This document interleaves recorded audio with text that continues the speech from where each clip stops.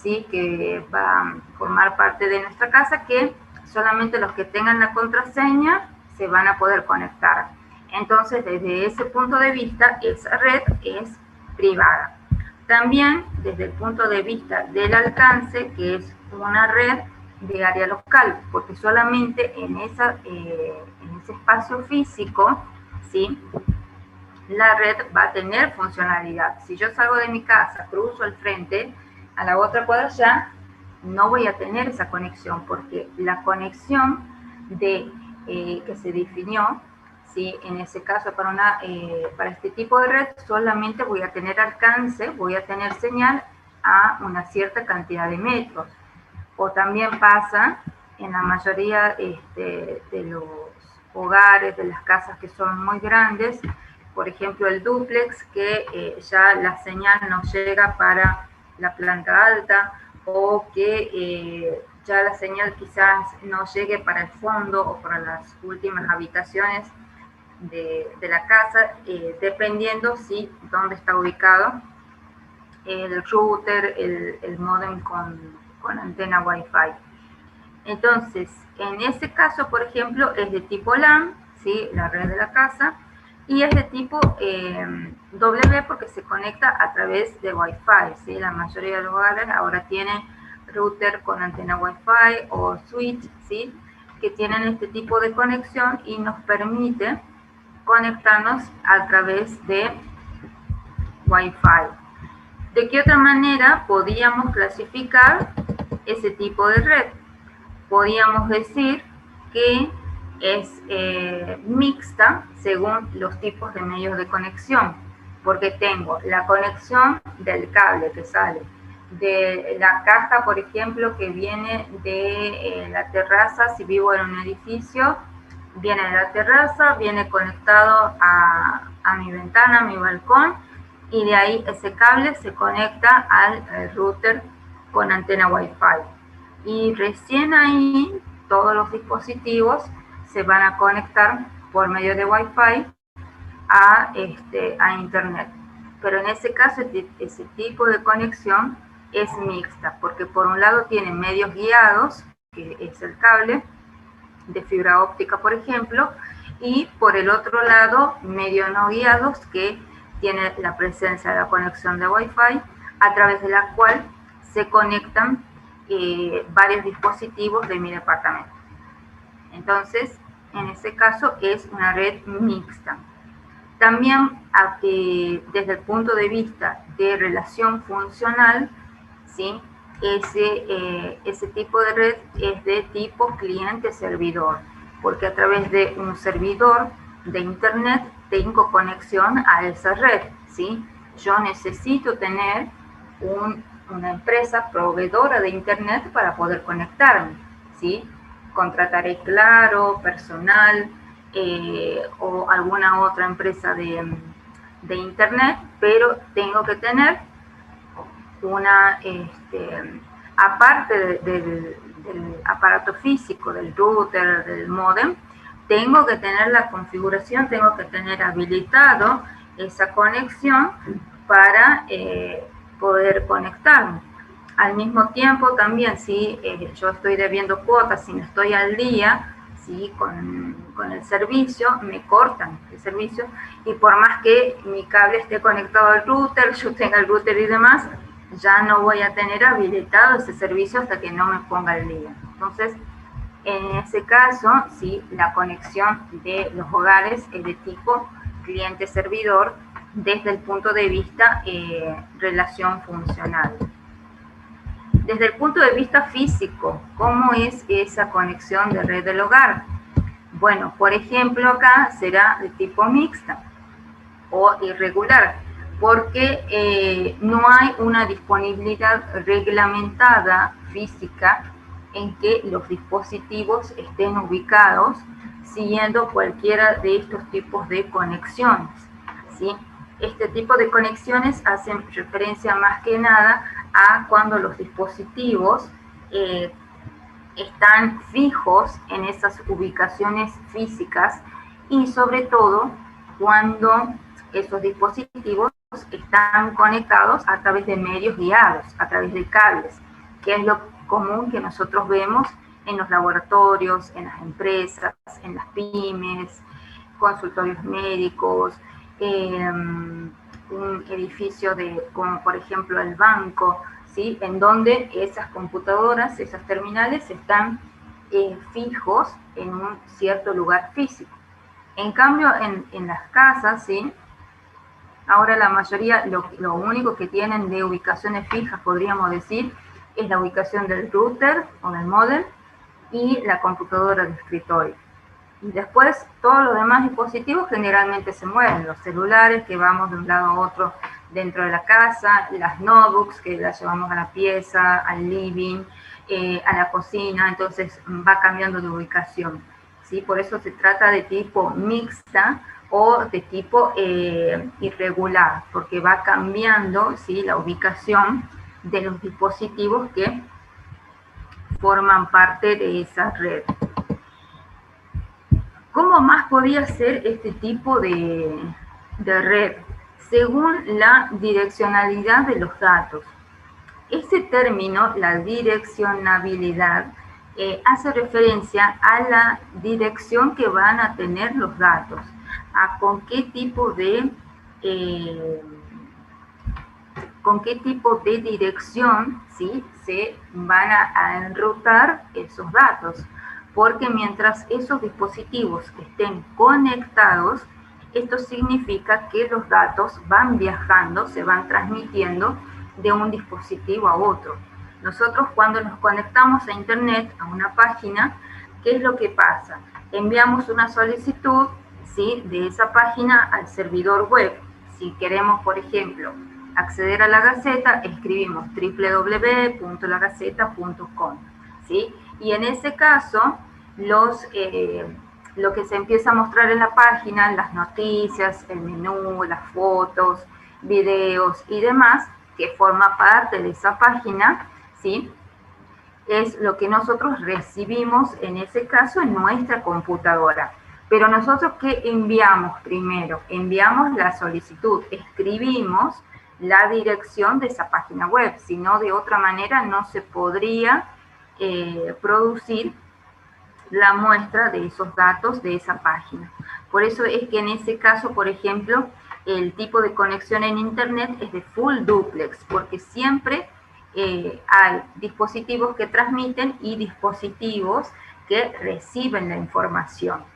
Y cuando queremos acceder a una página web, siempre va a haber este doble intercambio entre el dispositivo que nosotros utilicemos y lo que nosotros queramos descargar, ya sea una página web, una aplicación, una plataforma como por ejemplo ser WhatsApp, en donde si nosotros enviamos un mensaje a una persona, ahí nosotros estamos haciendo el envío propiamente dicho del mensaje, y cuando nosotros recibimos, ¿sí?, nosotros como desde el celular, por ejemplo, estamos recibiendo ese mensaje. Por eso se trata una conexión de tipo full duplex. Y en el caso de nuestra conexión en nuestros hogares, se trata de una conexión full duplex, porque todos los dispositivos envían y reciben información a la vez, ¿sí? El router, el módem que nosotros tenemos conectados, recibe toda la información, todas las páginas web, todo lo que nosotros solicitemos, y al mismo tiempo ese router envía la información que sale de los dispositivos, ya sea de la computadora, de la tablet, del celular, de la notebook, de la tele smart, cuando nosotros vemos aplicaciones a través de streaming, a través de esa tele, lo recibe el router. Por eso todos los dispositivos que se conectan allí tienen este tipo de dirección de datos full duplex. Entonces, siempre estuvimos hablando de la misma red, en este caso de una red de nuestra casa, pero lo estuvimos analizando, estuvimos clasificando ese tipo de red según los distintos parámetros, según los distintos puntos de calificación que tenía ese tipo de red. ¿Se trata de la misma red? Sí, pero se trata de distintas maneras de analizarla y de calificarla a la misma.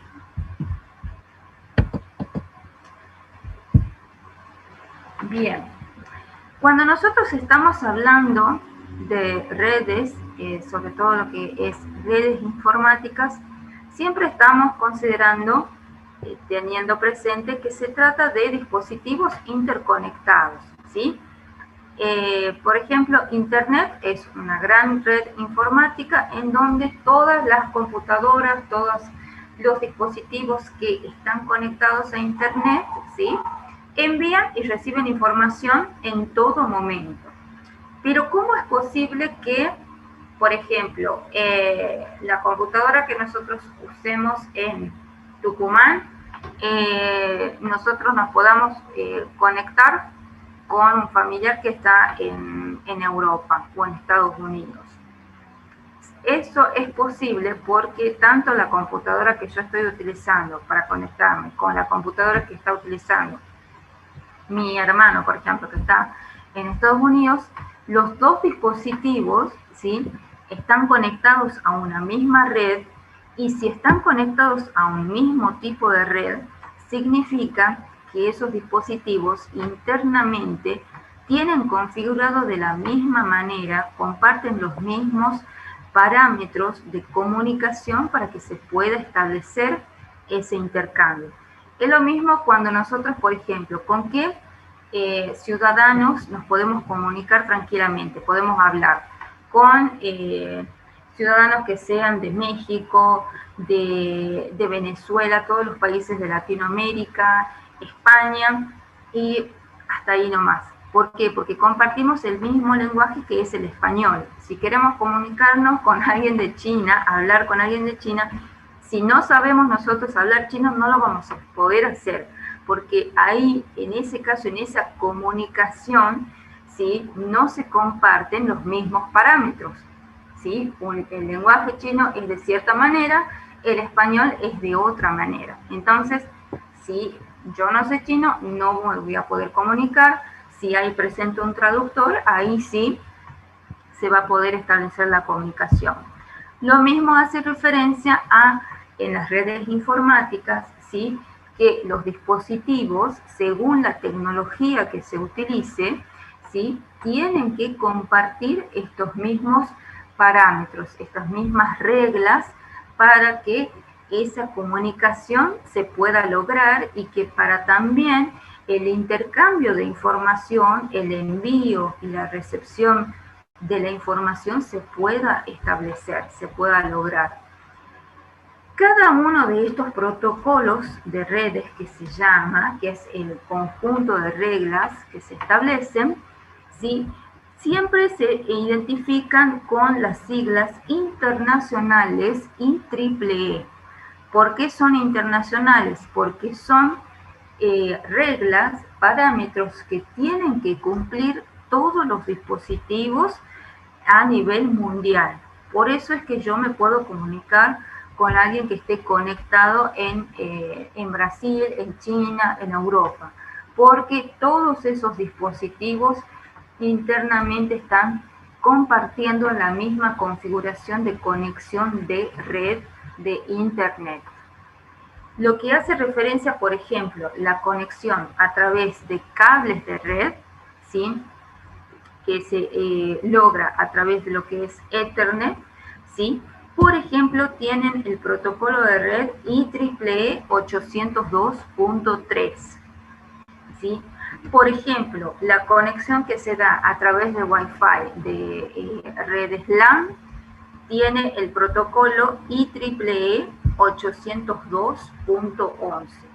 Ustedes van viendo que cada protocolo de red tiene un código distinto, porque esa es la manera de distinguir un protocolo asociado a un tipo de conexión, asociado a un tipo de tecnología, de otro.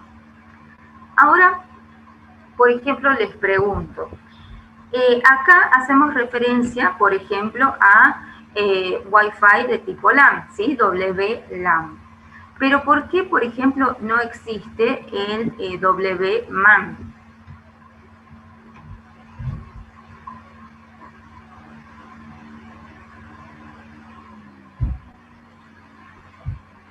¿Qué es una red LAN en principio? Una red de área local. Una red de área local, bien. ¿Qué es lo que hace referencia al Wi-Fi, a la conexión a través de Wi-Fi?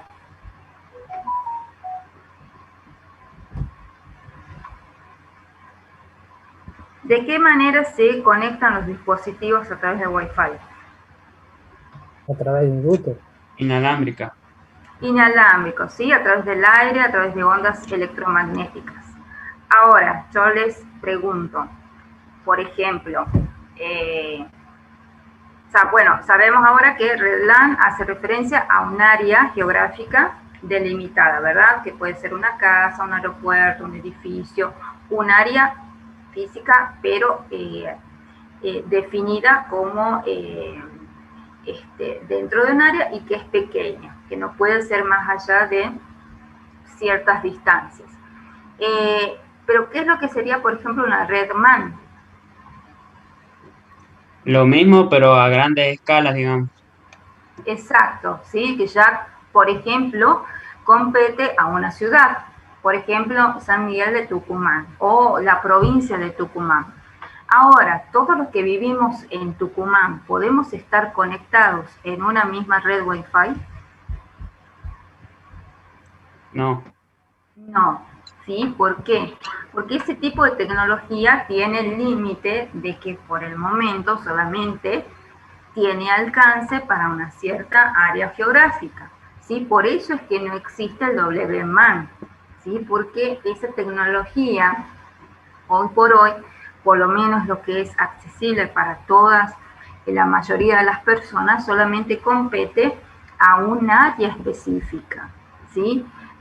Quizás sí ya a futuro o ya quizás esté presente esta tecnología, pero sea muy costosa, no sea accesible para todos, en la cual sí podamos estar conectados, todos los de una ciudad o los de una zona geográfica grande, a través de Wi-Fi.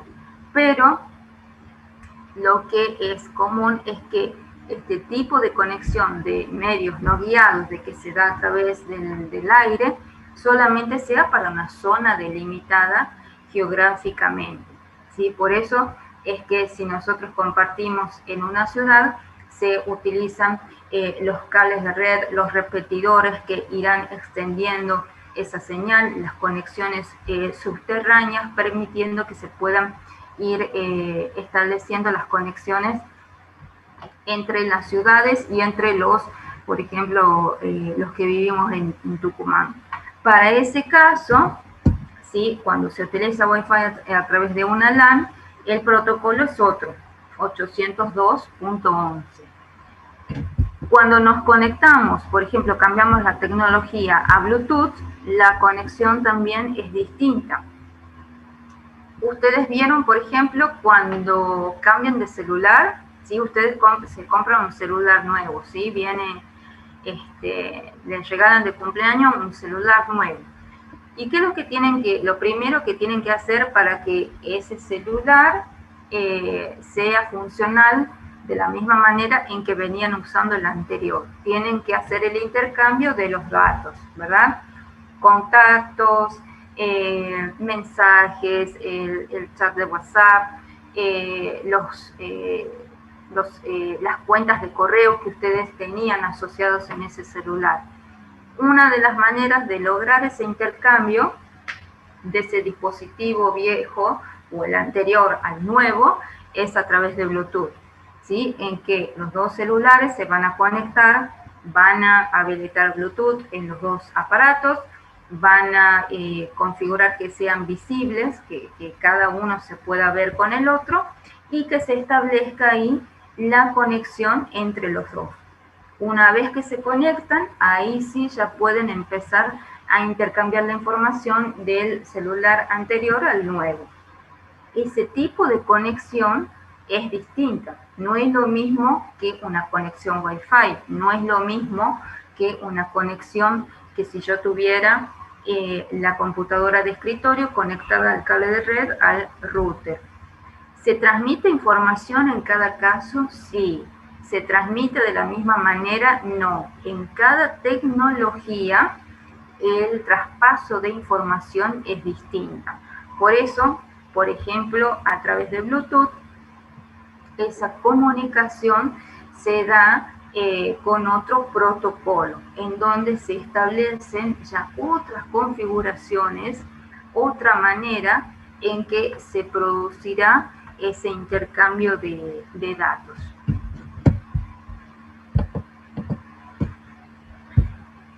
Y si tuviéramos que empezar a describir, a identificar cuáles son los elementos que forman parte de una red informática, el primer componente que se nos tiene que venir a la cabeza es el de las computadoras, ¿sí?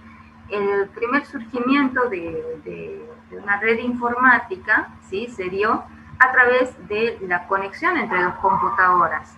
Ese fue el primer tipo de conexión que hubo del surgimiento de las redes. Después empezaron a surgir los otros dispositivos que permitían que varias computadoras estén conectadas al mismo tiempo. Pero en el caso de las computadoras, sí, fue el primer dispositivo que estuvo interconectando, formando parte de una red, y que ahora ya no solamente es la computadora, sino que ahora se agregan otros dispositivos que justamente tienen asociado la tecnología de Wi-Fi, y que a través de esos dispositivos también se puede lograr la conexión, como por ejemplo lo que son ahora los celulares, las tablets, notebooks, netbooks, las teles smart, y en algunos países donde la tecnología está más avanzada, como por ejemplo Oriente, China, Japón, países de Europa, del primer mundo, en donde ya hay electrodomésticos en donde funcionan a través de Wi-Fi, que solamente el usuario, el dueño de casa, tiene que configurar o usar a través de un control remoto, y puede configurar, por ejemplo, el uso de lavarropas, en qué momento se va a encender la tele, en qué momento se van a encender todos los dispositivos de la casa, simplemente a través de un dispositivo control remoto conectado vía Wi-Fi.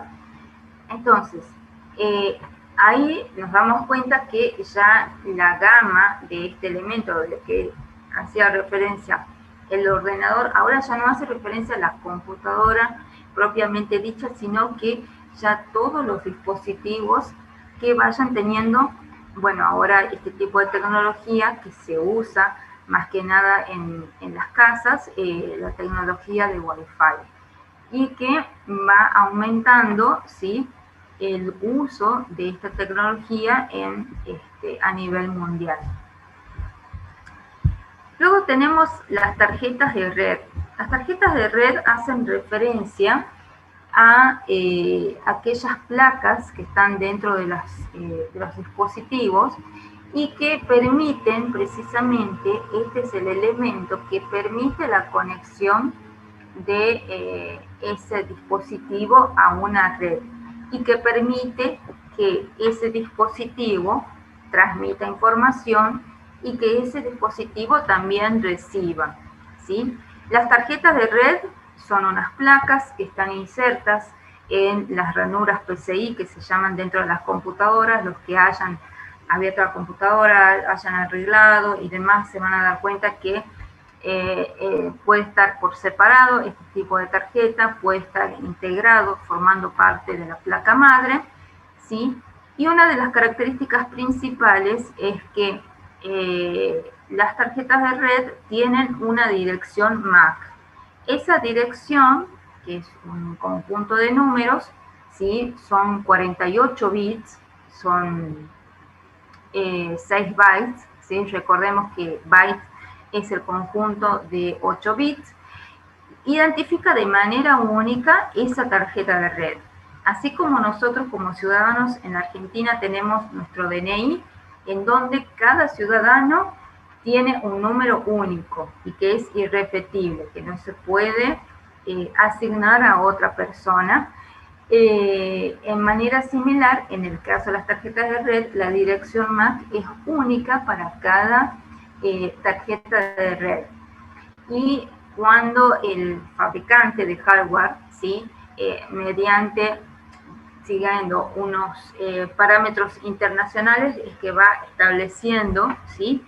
Las direcciones MAC que va asignando a las tarjetas de red que va fabricando, ¿sí? Y lo que hace referencia a la dirección MAC, la dirección IP, estos tipos de datos son muy útiles, sobre todo ante la presencia de delitos informáticos, estafas, robos de datos bancarios, delitos como trata de personas, pornografía infantil, prostitución y demás, que se pueden identificar a través de estos datos.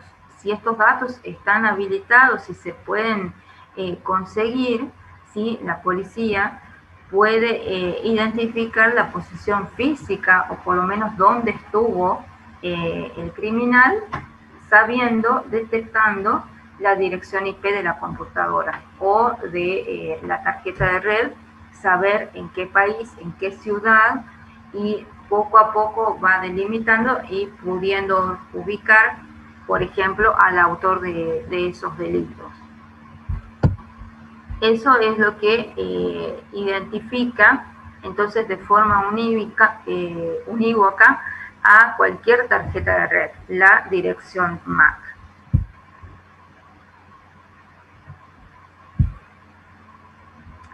¿Qué otros tipos de dispositivos, qué otros tipos de elementos podemos encontrar que forman parte de una red? Por un lado, nosotros tenemos las computadoras, ¿sí? Todo lo que son los ordenadores, tarjetas de red, ¿sí? Que formarán parte de la misma. Y por otro lado están los distintos tipos de servidores, ¿sí?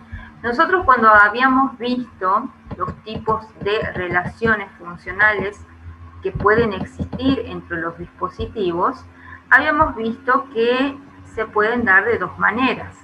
Que existe la relación funcional cliente-servidor, en donde precisamente se trata de que existe un servidor, un dispositivo que va a ofrecer un servicio, ¿sí? a todas las terminales, a todos los dispositivos que estén conectados a esa red, y que por el otro lado van a estar los clientes que van a hacer uso de ese servicio, ¿sí?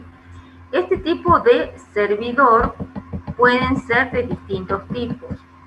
¿De qué va a depender la presencia de un servidor o no, la cantidad de servidores y el tipo de tecnología que van a utilizar estos servidores? Por un lado va a depender de con qué fin se decidió hacer esa red, configurar esa red, ¿sí?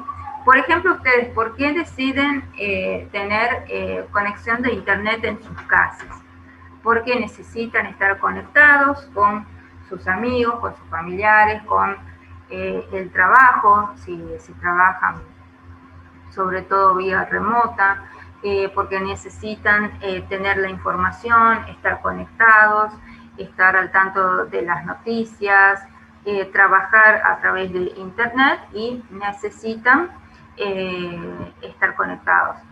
Pero, por ejemplo, si tienen que elegir la empresa, el proveedor de internet, eso también dependerá de su presupuesto. Bueno, no, me quedo con personal, por ejemplo, porque cobra más barato, por decirles. O con Claro, porque no, ofrece mejor tecnología a través de la conexión de Wi-Fi. Entonces, siempre el tipo de red que vamos a utilizar, el tipo de tecnología que esté asociado a esa red, va a depender del presupuesto que tenga su organización. Si se trata de una organización grande, en donde se maneje mucha información, en donde se trate de una empresa que tenga sucursales en distintos puntos del país, voy a necesitar una tecnología que me soporte esa cantidad de dispositivos que tienen que estar conectados, que tienen que compartir la misma información, y que se tiene que centralizar. Y todo eso es plata, todo eso es presupuesto. Y depende, sí, de la parte monetaria que maneje esa organización. Uno de los servidores importantes que maneja toda empresa es el servidor de archivos. El servidor de archivos se va a encargar de almacenar los distintos tipos de archivos que maneje esa empresa. Los archivos de texto, imágenes, videos, base de datos de Excel, si se trata de una empresa de programación, todos los lenguajes, todos los programas, los códigos que vayan realizándose de los sistemas que van diseñando. O sea, toda la información importante que decida esa empresa que no se puede perder y que tiene que ser accesible desde cualquier terminal de la red, lo va a almacenar en este servidor. Y el servidor lo que hace es permitir que todos los dispositivos que se conecten a ese servidor accedan a la información en todo momento, que si yo me conecto a la noche, a la mañana, a la tarde, voy a poder acceder a la misma, que si me conecto vía remota, voy a poder acceder a esa información si tengo que acceder desde mi casa, si tengo que justo hacer una verificación o seguir trabajando y voy en el colectivo, los voy a poder hacer desde el celular. O sea, para eso sirve precisamente el servidor de archivos, centralizar la información y permitir esa conectividad, que todos los usuarios que formen parte de esa organización van a poder acceder a esos datos en todo momento. Y aparte también lo que hace referencia a la integridad, a que los datos que maneje esa organización sean siempre los mismos y siempre sea una versión actualizada. ¿Qué pasa, por ejemplo, en la facultad cuando se inscriben a un examen final y después no aparecen inscritos en las actas porque justo hubo una caída en el servidor de la página, ¿sí? Y no se produjo de manera correcta la inscripción de ustedes a esa materia, ¿sí? Y se trata de una falla en el sistema, de que justo el servidor de archivos que tenía que hacer el almacenamiento del registro de esa inscripción falló y no se produce este servicio de información actualizada, porque ustedes no figuran precisamente en las actas de exámenes finales. A eso apunta a que en todo momento, ¿sí?, el servidor de archivos muestre esta información actualizada y de manera íntegra a todos los dispositivos que forman parte de la red. ¿A qué hace referencia? Tenemos otro tipo de servidor que es el servidor de impresiones. El servidor de impresiones es cuando tenemos varias impresoras formando parte de una red o cuando tenemos que configurar una impresora como que forma parte de esa red, a través de la cual de esa impresora se van a enviar todos los archivos a impresión, ¿sí?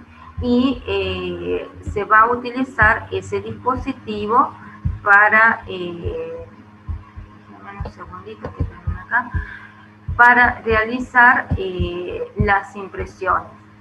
Cuando se configura una impresora, cuando se establece que va a ser compartida, ¿sí?, ahí se está configurando la dirección IP de esa impresora, ¿sí?, se le va a asignar un nombre y se va a definir que va a ser de manera compartida.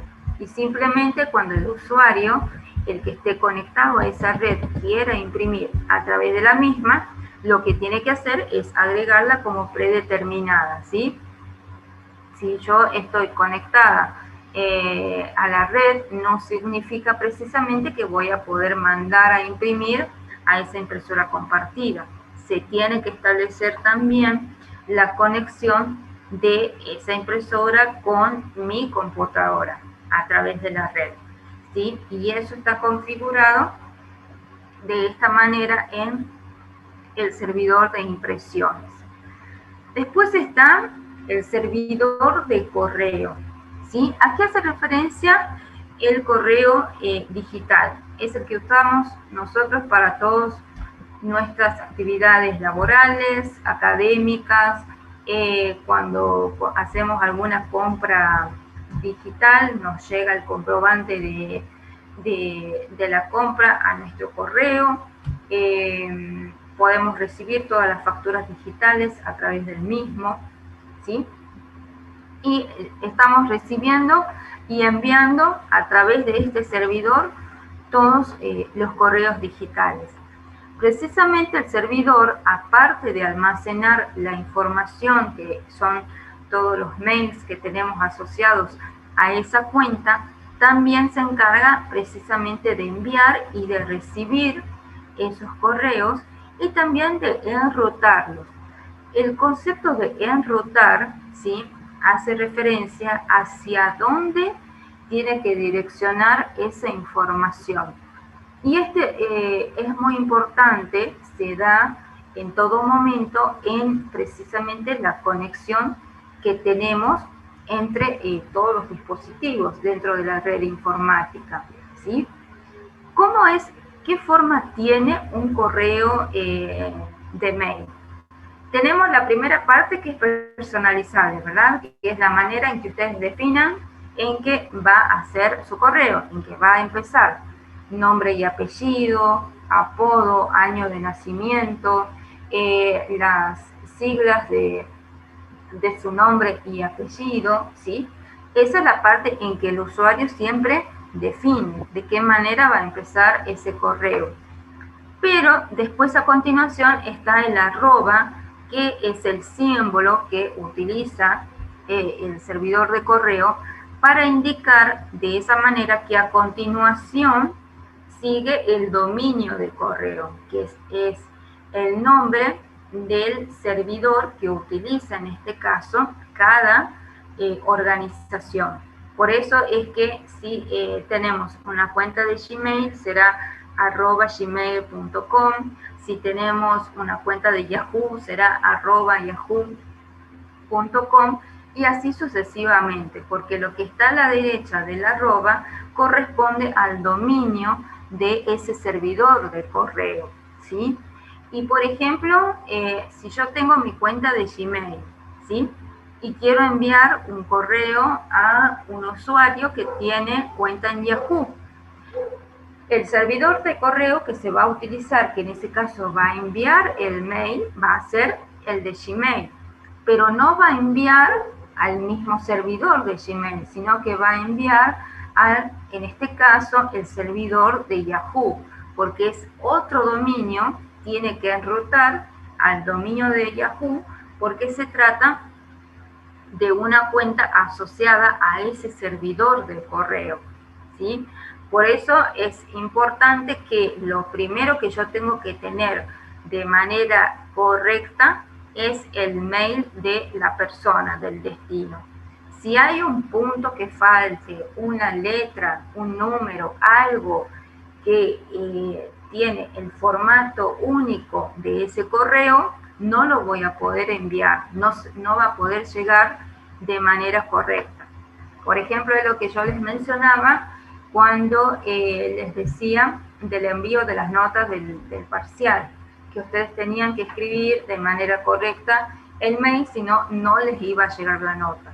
Porque en ese caso, sí, el servicio, por ejemplo, de formulario de Google, lo que hace es direccionar todos los campos de mail que ustedes completaron como usuario, direccionar a ese correo y simplemente a esa dirección específica que se ingresó la nota, por ejemplo. Y sabemos también que todo lo que forma parte de Internet, ¿sí?, es identificado de manera única. Por eso no van a encontrar en este caso dos correos repetidos. No puede existir, porque en esos casos el dispositivo no va a saber a cuál de los dos correos, por ejemplo, tiene que mandar el mensaje que se quiere enviar. Cuando ustedes quieren crear un correo nuevo, ¿qué es lo primero que valida la plataforma? Si ese correo ya existe. Si ya existe, les muestra, ¿verdad?, un mensaje y les dice, por favor, tiene que cambiar por otro nombre porque ese correo ya existe. Y es porque precisamente, ¿sí?, cada correo, ya sea de manera laboral dentro de una organización o dentro de lo que es la red de Internet, tiene que ser único, porque identifica de manera única, ¿sí?, cada cuenta, y de esa manera también se logra el correcto envío, el correcto enrutamiento de la información de un dispositivo a otro. Otro tipo de servidor que se utilizan también en las organizaciones, en las empresas, es el servidor de fax, ¿sí? El servidor de fax, que es lo mismo que la conexión vía telefónica, nada más que en este caso se usa otro tipo de tecnología en donde esos datos que viajan a través de los medios guiados, ahora tiene incorporada la tecnología en que se puede imprimir en papel. Por eso nosotros lo que enviamos escaneado o lo que se envía desde un teléfono que tenga fax, lo va a poder recibir, pero solamente otro teléfono que tenga incorporada esta tecnología, que es la de fax. También tenemos el servidor de telefonía, ¿sí?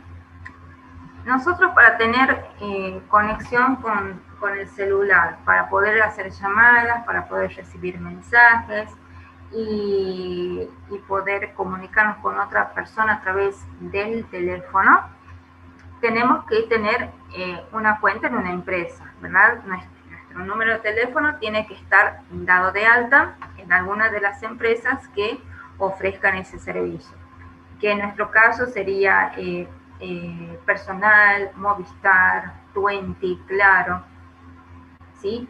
Y cada una de esas empresas, cada una de esas compañías se maneja con un servidor distinto.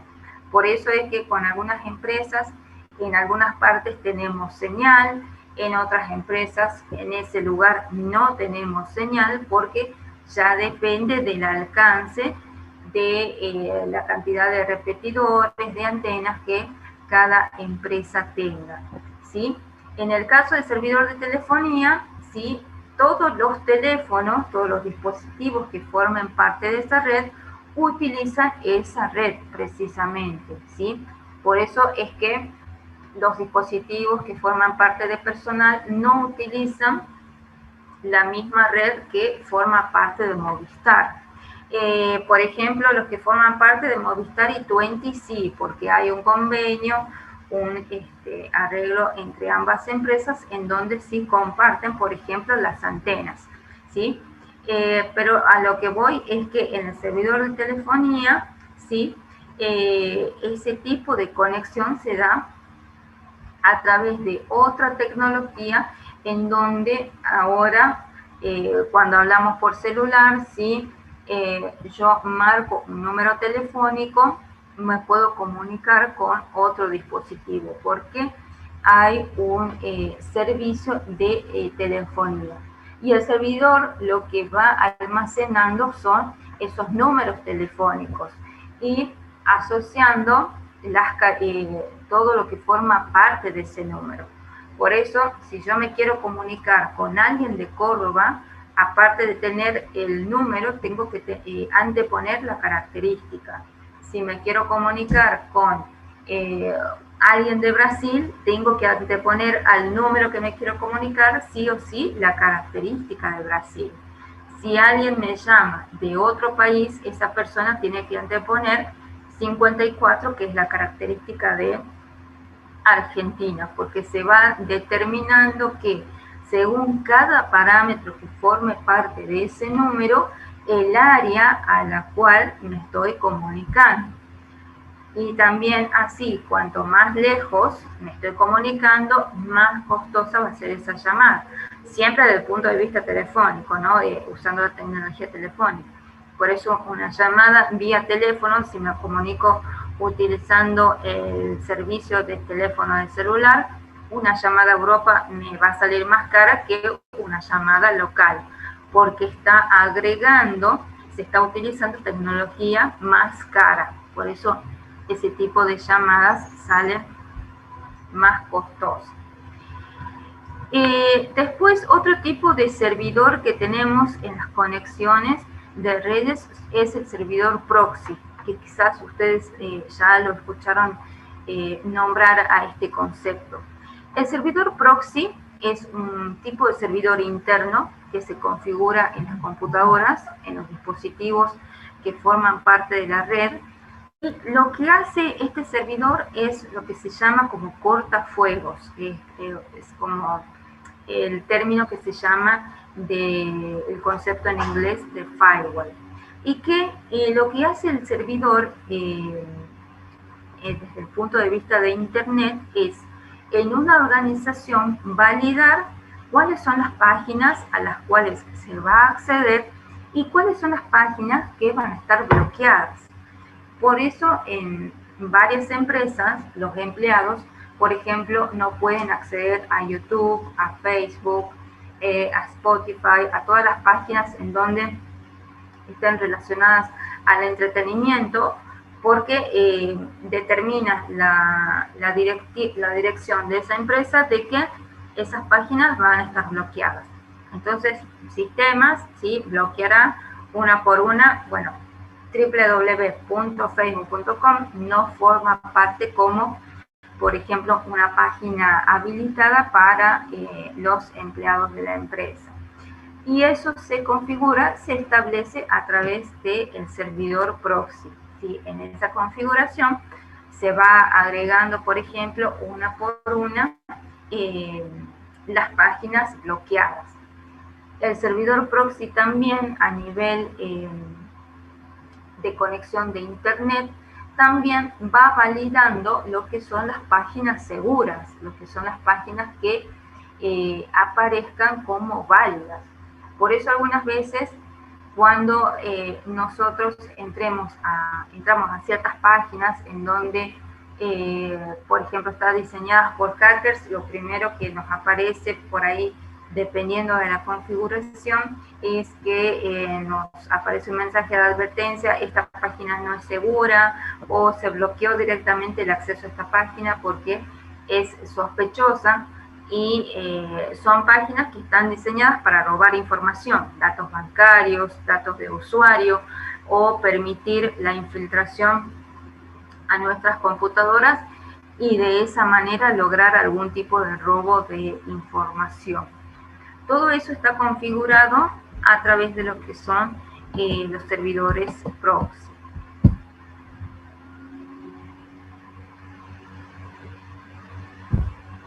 Y de la misma manera en que nosotros en la conexión de Internet hablamos de los servidores de correo, también tenemos que tener presente nombrar lo que son los servidores web, ¿sí? Lo que hace referencia a los servidores web es almacenar todas las páginas que forman parte de la web, ¿sí? Que todas las páginas que forman parte, ¿sí?, de Internet están almacenadas en un servidor, ¿sí?, en donde se sabe que cada nombre de página corresponde de manera única a una web, ¿sí? Por eso es que también cuando se decide crear una página nueva, no puede repetirse, no puede tener el mismo nombre que una existente, porque se trata siempre de que cada dispositivo que forma parte de una red tiene que ser identificado de manera única. Y esto también se agrega a las páginas. Cuando nosotros decidimos crear, por ejemplo, una página o estar presentes dentro de las redes sociales de nuestro emprendimiento nuevo, lo primero que chequeamos es si ya existe ese nombre de página que nosotros queremos definir. Si ya existe, por ejemplo, una página de Facebook que se llame de la misma manera en que nosotros queremos nombrarla, una cuenta de Instagram. O sea, todo lo que forma parte de una red informática tiene que ser identificado de manera única. Porque, por ejemplo, sí, podemos poner un nombre de página, un perfil en Facebook de la misma manera que otro emprendimiento, pero eso va a dar lugar a que nuestros clientes potenciales se confundan, que den me gusta o que se asocien a esa página de otra persona, de otro emprendimiento, pero no del nuestro. Por eso se trata de que ya desde todo punto de vista, todo lo que forme parte de la red sea identificado de manera única. Y por eso es también que cuando una empresa quiere crear una página, tiene que pagar por esa página, tiene que pagar por estar presente, porque por ese nombre, ¿sí?, de página que está por utilizar, porque se trata de un espacio dentro de la web que ya identifica de manera única a la misma, a mi organización, y que ninguna otra empresa va a poder utilizar ese nombre identificatorio de manera única a esa página. Sí existirán, por ejemplo, nombres que, por ejemplo, tengan de distinto un 1, algún punto, algún símbolo, pero no es de la misma manera exactamente igual que otra página. No pueden existir dos páginas nombradas exactamente igual, como así tampoco vimos que tampoco pueden existir dos correos exactamente iguales, que en algo, aunque sea en un número, en algún carácter, en un guión, tienen que diferir. Y de la misma manera que en la mayoría de los casos una organización paga, por ejemplo, para tener una página web propia, ¿sí?, también está asociado generalmente ese uso de página web, esa creación de página web, a un correo organizacional, en donde se define dentro de esa organización, ¿sí?, que los empleados, los usuarios que formen parte de esa red, ¿sí?, van a utilizar un dominio distinto. Por ejemplo, en nuestro caso en la facultad, ¿sí?, la facultad tiene su página web, que es www.frt.utn.edu.ar. Y también al mismo tiempo, los empleados, los que estamos dentro de la facultad, cada uno tiene un correo institucional, ¿sí?, que identifica al usuario con cierta configuración. Entonces, por ejemplo, el que es docente dentro de la facultad, el correo será el nombre @frt.utn.edu.doc.ar. Ese dominio, que coincide en la mayoría de los campos con la página web, ¿sí?, está compartido, porque en ese caso la facultad, ¿sí?, ha pagado por ese dominio, tanto desde el punto de vista web como desde el punto de vista de correo institucional, ¿sí? A eso hace referencia. Puede existir otra página web igual a la facultad, otra regional, podrá empezar de la misma manera, pero ya algún campo será distinto. Después está el servidor de reserva. El servidor de reserva está asociado a lo que es el servidor de información, ¿sí? Uno de los recursos importantes que toda organización tiene, hemos visto que es la información. que si alguna empresa que precisamente tenga a cargo operaciones digitales, manejo de información digital, cuando se produce esa pérdida, eso repercute en pérdidas monetarias para esa empresa. ¿Y qué pasa si en algún momento ese servidor de información en donde se almacena la base de datos y demás sufre algún desperfecto, hay alguna falla técnica y se pierde la información?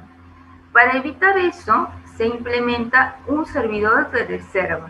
El servidor de reserva, la misma palabra, el mismo término lo dice, hace referencia a que se implementa un servidor extra, otro medio de almacenamiento que vaya, donde se vaya almacenando, donde se vaya guardando lo que contiene un servidor de información, para que si algo le ocurre a este último, a ese servidor de información, la base de datos se pueda recuperar de este servidor de reserva, ¿sí?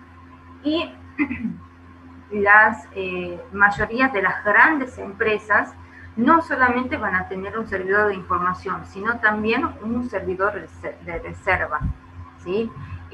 Por ejemplo, Google, Harvard, Coca-Cola, todas esas empresas que ustedes ven que hacen muchísimas transacciones financieras, mucho manejo de información, ¿sí? Este tipo de empresas tienen no solamente varios servidores de información, sino también varios servidores de reserva. También en cualquier organización, lo que es aconsejable es que no se centralice en una sola parte o utilizando la misma tecnología el almacenaje de información. Si se decide, bueno, almacenar la base de datos en una computadora, o sea, físicamente en un disco, que también se almacena en la nube, por ejemplo, para que de esa manera, si sufrimos algún desperfecto, alguna falla técnica en esa computadora, podamos acceder a lo que tenemos almacenado en la nube. Lo que estamos haciendo la mayoría ahora, por ejemplo, con el uso del celular, en donde la información que ese dispositivo contiene es importante para nosotros, porque ahí almacenamos nuestros contactos, fotos, videos de nuestra familia o de familiares o amigos que fallecieron, pero que para nosotros es importante porque tiene un valor sentimental. Y por ejemplo, ¿qué es lo que ocurre cuando nos roban ese celular o cuando perdemos? Más que la parte material, siempre nos llega más la parte sentimental, lo que tenemos de información, lo que es valioso, no solamente desde ese punto de vista de afecto, sino también del trabajo, en donde hacemos muchas operaciones y usos para los que trabajamos. Entonces, lo que recomiendan, lo que hacemos es subir la información a la nube en una cuenta asociada a Gmail o a cualquier otro servidor de correo, y que si tenemos que utilizar otro dispositivo de teléfono, simplemente bajamos la información que estaba almacenada en el celular y podemos recuperar esos datos, o por lo menos la mayoría. Y ya es un cambio, ya en vez de perder toda esa información, a recuperar el 90% de la misma, es una diferencia. En ese caso, ¿sí?, ese servidor que nosotros decidimos que se almacena en la nube actúa como servidor de reserva. Es en donde se almacena información, pero ya es la segunda opción de conexión, que si nos falla la primera, el servidor de información, podemos contar con otro medio de soporte de esa información que se maneja en la organización, en la red. Si tenemos que hablar de otros dispositivos que están conectados en las redes, también siempre vamos a hablar de lo que son las impresoras, ¿sí? A pesar de que en la mayoría de las organizaciones se está migrando hacia lo digital, hacia la información digital, ¿sí? Todavía se siguen utilizando el papel, las impresoras, esa necesidad de que tengamos los archivos impresos, ¿sí? Y en organizaciones grandes, en donde hablamos de 300 empleados, 500 empleados, en donde tengamos muchas oficinas, decidir compartir el uso de las impresoras hizo un antes y un después en el presupuesto y desde el punto de vista monetario para esa empresa. Y las impresoras, ¿sí?, también tienen esta funcionalidad de que las podemos configurar de manera compartida y de que todos los dispositivos, las computadoras que están conectadas a las mismas, ¿sí?, van a actuar como impresoras compartidas, como servidores de impresión, en donde precisamente están ofreciendo, ¿sí?, este servicio de impresión, y en donde todos los dispositivos que están conectados simplemente envían la impresión y se pueden imprimir a través de las impresoras. Por supuesto que esa impresora tiene que tener una dirección IP que forme parte de esa red que se ha definido, tiene que la computadora o el celular desde el cual se envía la impresión tiene que tener configurado el proxy y toda una serie de parámetros de Internet para poder lograr esa conexión, por ejemplo, con la impresora en este caso, ¿no? Otros dispositivos que pueden formar parte de una red es el concepto de terminal. ¿Alguien sabe a qué se llaman terminales?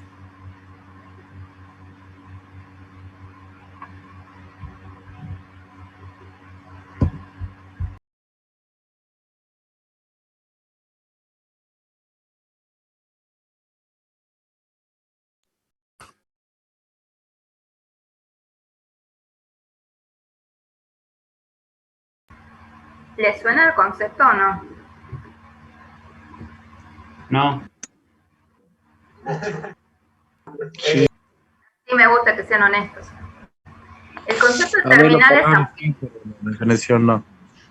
¿Cómo? La palabra sí me suena, pero la definición no. La he escuchado alguna vez. O sea, sí lo saben, pero no de manera técnica como lo tienen identificado.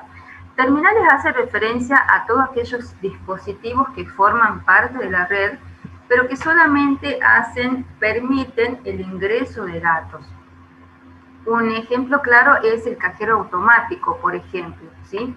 El banco, cualquier banco, tiene tiene instalados varios cajeros automáticos en una ciudad, en una provincia o en el país, ¿verdad? Si, por ejemplo, quiero utilizar, si formo parte de Galicia, puedo ir a cualquier cajero del país y voy a poder hacer la transacción que necesite. Si quiero hacer una extracción de dinero, si quiero hacer un depósito, no importa en qué cajero me encuentre, si forma parte del Banco Galicia o de la red Banelco, si quisiera, lo voy a poder hacer.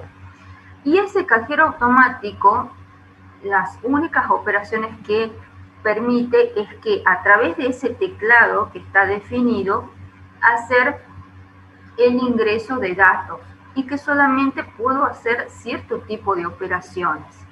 Puedo extraer dinero, puedo depositar dinero, puedo consultar el saldo, o sea, todo lo que esté definido en ese menú, ¿verdad? En todo lo que a mí me aparezca en esa pantalla. No puedo realizar otro tipo de operaciones. Si yo quiero actualizar el domicilio de mi cuenta, personal, tengo que ir al banco. Si quiero habilitar la compra de dólares, tengo que sacar turno al banco, ir a la entidad financiera, ¿verdad? Y permitir que se me habilite la compra de dólares. Solamente puedo ingresar del 0 al 9, que es el teclado que se ve en la parte metálica del cajero automático, y solamente utilizar los botones definidos, ¿verdad? Permitir o aceptar, creo que aparece, después amarillo, que sería, creo que volver atrás o algo así, y después cancelar o terminar. Son las únicas operaciones que a nivel teclado cualquier persona en un cajero automático puede hacer. Otro ejemplo son las cajas de los supermercados. Ustedes vieron que todas las cajas están alineadas, que no hay cajas que estén una en una fila, otra caja esté en otra fila. Generalmente están situadas a la misma altura, porque ya es una red formalizada en donde todos los cables que están interconectados en esas cajas, ¿sí?, comparten el mismo cable canal subterráneo, y en donde esa caja solamente está habilitada, solamente puede hacer esas operaciones del registro de los productos y de sumar el total que el cliente tiene que pagar. Por eso también son terminales, porque son dispositivos en esa red que forma parte del supermercado que solamente van a poder hacer esas operaciones, ¿sí? El cajero, por ejemplo, no es que puede, no sé, sacar a través de ese terminal, bueno, la ganancia total de la cadena nacional de ese supermercado en el país, o no puede enviar un mail usando esa terminal, esa computadora, o acceder a internet. Lo único que puede hacer es registrar, marcar los productos que el cliente va pasando por la caja. A eso se llama terminal, a que son dispositivos que solamente van a permitir el ingreso de datos, y que en esos dispositivos solamente se exhiben datos o se introduce, se ingresa, ¿sí? Esos son los que son las terminales. O sea, estos dispositivos sí los conocen, todos manejamos cajeros automáticos, todos vamos al supermercado, pero no lo tenían identificado el concepto de terminal como tal. ¿Qué otros tipos de servidores podemos encontrar dentro de las redes? Está el servidor de autenticación. Cuando, por ejemplo, hablamos de una red privada, ¿qué es lo que distingue una red privada de una red pública? La contraseña. ¿Tiene contraseña? Exacto. ¿Y qué pasa cuando un dispositivo se quiere conectar a una red Wi-Fi y, por ejemplo, ingresa mal la contraseña? No tiene acceso. Bien, no se va a poder lograr esa autenticación. ¿Por qué no se va a poder lograr esa autenticación, esa conexión? Porque el parámetro clave contraseña no es el que se definió para esa red. ¿Y cómo se logra ese chequeo? ¿Cómo se hace ese chequeo? Se lo realiza a través del servidor de autenticación. En toda conexión, en toda red, en donde se defina que para que un dispositivo se conecte, forme parte de esa red, esté establecido una contraseña, una clave, va a estar presente este servidor de autenticación. Por eso se dice que este servidor, ¿sí?, es el encargado de verificar que el usuario, que para que el usuario, el dispositivo, pueda conectarse a la red, ¿sí?, tiene que tener esa clave, esa contraseña. Y lo que hace el servidor es chequear de manera interna, ¿sí?, la contraseña, la clave que tiene configurado para esa conexión, si coincide o no. Por eso es, por ejemplo, cuando ustedes van a un bar, por ejemplo, ¿sí? Al que van frecuentemente y ustedes ya tenían integrada la contraseña, entonces simplemente habilitan Wi-Fi y ya se pueden conectar a esa red. Pero ¿qué pasa si van otro día? ¿Sí? Se cambió la contraseña de esa red y ya no pueden conectarse, porque ahí falla el servidor de autenticación que tienen en el celular en la parte de redes Wi-Fi. Ya esa coincidencia ya no se produce, por lo tanto, esa conexión ya no es posible y sí o sí tienen que ingresar la nueva clave para que se puedan conectar. Por eso, el servidor de autenticación siempre va a estar asociado cuando el parámetro de clave de contraseña esté establecido en la accesibilidad a esa red.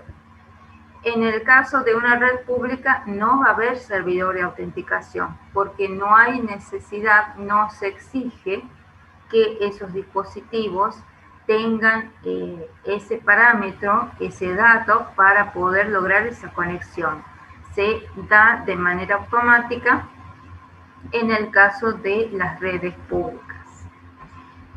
Y el servidor DNS, ¿sí? Es el servidor que está asociado a lo que son las páginas web, ¿sí? Nosotros, yo les había mencionado que cada página web es única, ¿sí? Como así también todo lo que forma parte de una red en Internet.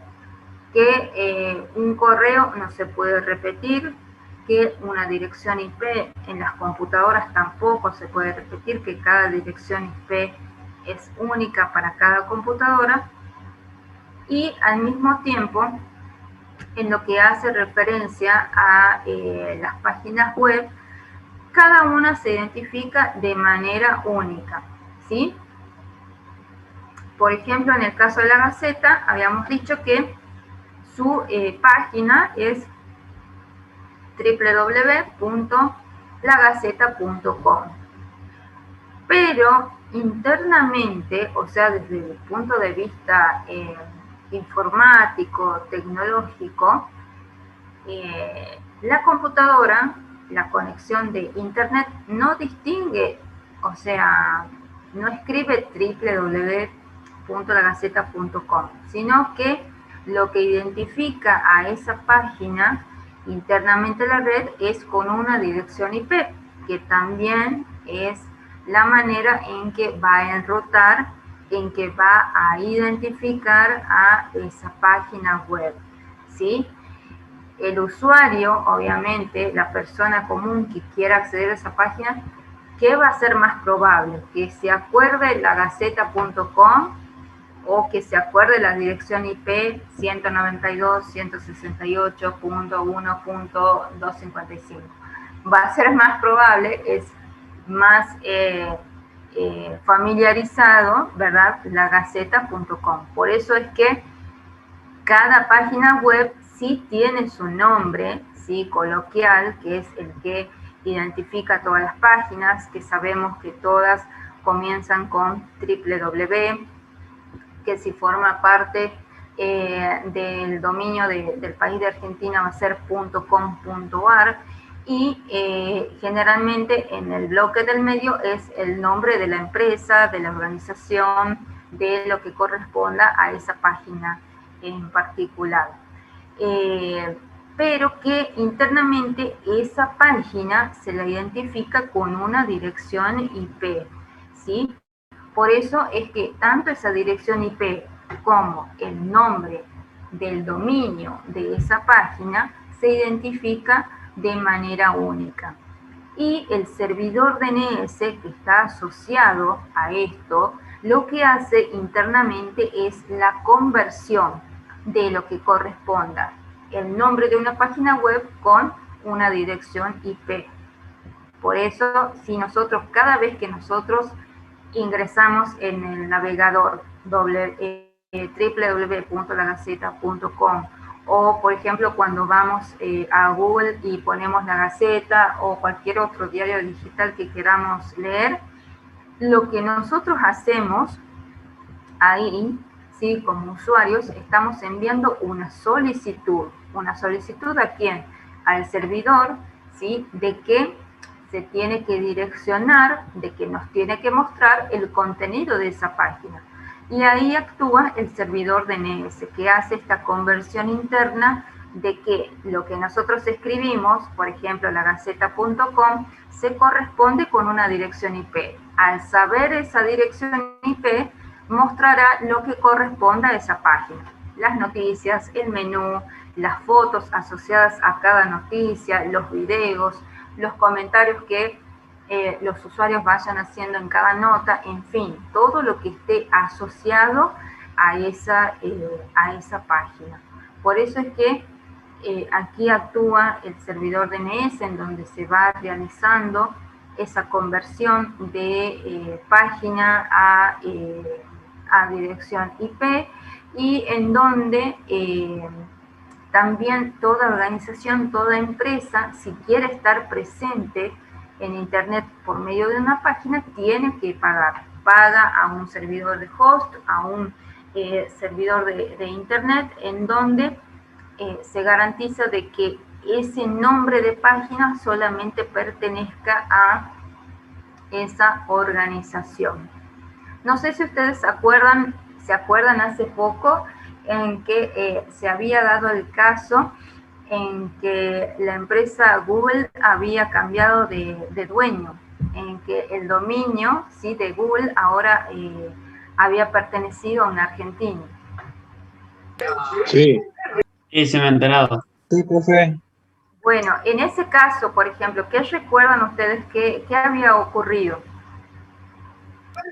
Creo que el nombre había quedado justo libre por unos minutos y la había comprado o algo así. Sí, Al nombre de dominio. Un chico argentino había comprado el dominio que había quedado, como dice el compañero, libre por un rato y se pudo adjudicar, digamos, era la dirección que era de google.com.ar. Era.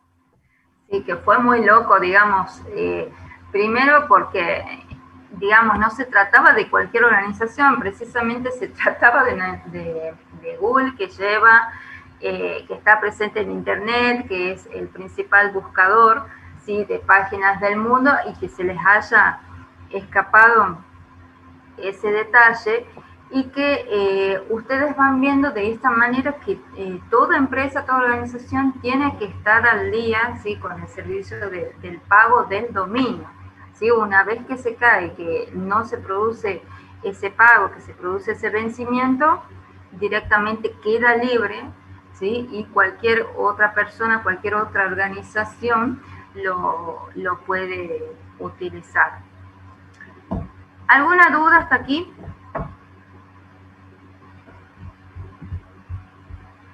No.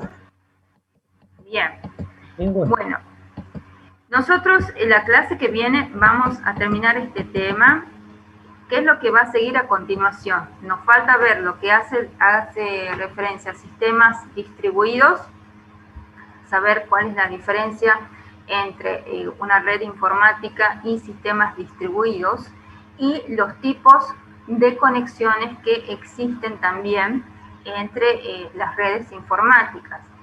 Lo más común para nosotros es Internet, porque lo utilizamos para todas nuestras actividades, pero también que hay otros tipos de conexiones, lo que es intranet, lo que es extranet, ¿sí?, que son otros tipos de conexiones de redes, y que también tenemos que ver. Entonces, nos vamos a conectar el próximo miércoles, ¿sí? Y no sé si ya habían ustedes agendado las fechas del segundo parcial. Sí, profe. Bien, bueno, entonces habíamos quedado nosotros para el 17 de noviembre, ¿sí? Sí. En lo que hace referencia al segundo parcial. Y los que no pudieron registrarse ahora, la asistencia va a estar habilitado por los próximos 15 minutos Recuerden que en lo posible tienen que tratar de registrar esa asistencia en los primeros 15 minutos de la clase, ¿sí? Por eso es que después ustedes quizás vean que se deshabilita.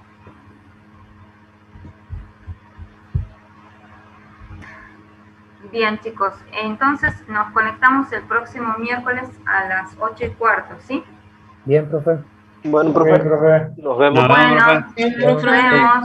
Hasta luego. Hasta luego.